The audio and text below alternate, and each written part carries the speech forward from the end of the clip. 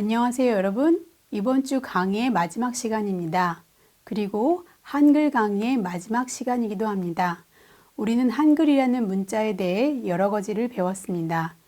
이제 여러분은 한글이라는 문자를 사용하는 한국이라는 나라에 대해서도 관심을 가지게 되었을 것이라고 생각합니다.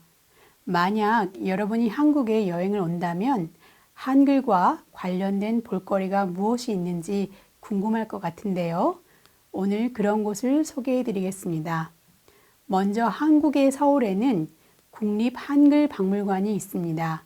국립한글박물관은 한글을 주제로 2014년에 개관한 박물관입니다. 이곳에는 한글 자료가 체계적으로 수집되고 보존되어 있습니다. 그리고 한글의 문화적, 예술적 가치를 보여주는 다양한 교육 프로그램과 체험 활동도 해볼 수 있습니다. 국립한글박물관은 전시실, 한글 놀이터, 한글 배움터, 한글 도서관 등으로 이루어져 있습니다. 먼저 전시실에는 1443년 처음 한글이 창제된 당시의 한글 모습을 볼 수 있고 그 이후 한글 연구 단체와 학자들의 연구 결과와 교육 자료를 볼 수 있습니다. 그리고 한글뿐만 아니라 세계의 문자와 관련된 다양한 주제의 전시가 열립니다. 한글 놀이터라는 곳도 있는데요. 여기는 어린이가 한글이 만들어진 원리를 배우고 한글을 통해 다양한 생각을 표현할 수 있는 체험 공간입니다.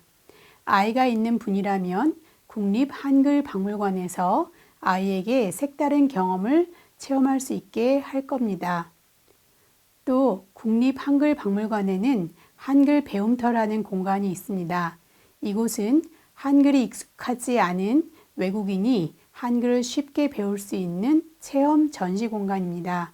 자음 글자와 모음 글자의 구조와 조합을 발음을 통해 알아볼 수 있어 소리 글자로서의 한글을 쉽게 이해할 수 있습니다.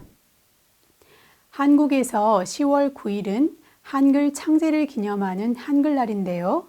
만일 여러분이 한국을 방문한 기간 중 10월 9일이 끼어 있다면 국립한글박물관에 가보시길 추천합니다. 한글날을 기념하여 국립한글박물관에서 특별히 다양한 행사와 활동이 진행되기 때문입니다. 국립한글박물관에 방문하면 즐겁고 유익한 경험을 할 수 있을 것입니다. 이번에는 한글과 관련된 다른 관광 명소를 볼까요? 여러분은 지난 강의에서 한글이라는 문자를 만든 왕이 세종대왕이라는 것을 배웠습니다. 한국에서 세종대왕은 가장 존경받는 왕이기도 합니다. 세종은 한글을 창제했을 뿐만 아니라 해시계, 추구기 등의 천문 관측기구를 발명하게 하는 등 많은 업적을 세웠기 때문이죠. 그래서 한국 서울의 광화문 광장에는 세종대왕 동상이 세워져 있습니다. 세종대왕이 의자에 앉아 두 팔을 벌리고 있는 모습인데요. 세종대왕의 왼쪽 손에는 책이 한 권 들려 있습니다.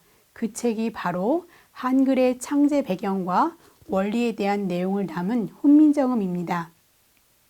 그리고 동상을 받치고 있는 거대한 돌에는 한글이 창제될 당시에 한글 모양이 새겨져 있습니다.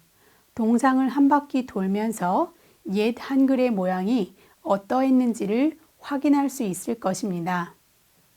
한편 광화문 광장에는 사람들이 잘 모르는 공간이 숨어 있습니다. 그곳은 바로 세종대왕 동상 뒤편에 있습니다. 동상 뒤편으로 가면 지하로 내려가는 길이 있는데요. 지하로 내려가면 세종 이야기라는 전시관이 펼쳐집니다. 세종의 업적에 대한 소개도 전시되어 있고 한글의 창제와 관련된 내용도 소개되어 있습니다. 여러분이 서울에 관광을 온다면 광화문 광장에 들러 세종대왕의 동상과 그 지하에 있는 전시관을 구경해 보는 건 어떨까요? 또한 서울에는 세종대로 한글 가온길 코스라는 관광 상품도 마련되어 있습니다. 서울 곳곳에 있는 한글과 관련된 재미있는 명소들로 코스가 짜여진 관광 상품이죠.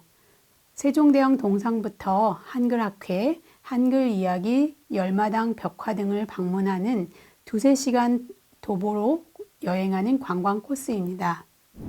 자, 이번 시간에는 한글과 관련된 관광지를 여러분께 소개해 드렸습니다. 지금까지 4주에 걸쳐 한글이라는 문자에 대해서 배워봤습니다. 이제 한글이라는 문자가 무엇인지, 어떻게 만들어졌는지 잘 이해하게 되었나요? 그리고 한글이라는 문자를 사용하는 한국에 대해서도 관심을 갖게 되었나요? 여러분이 이 강의를 통해 한글이라는 문자에 대해 잘 이해하게 되었기를 바랍니다. 강의를 모두 마치겠습니다. 감사합니다.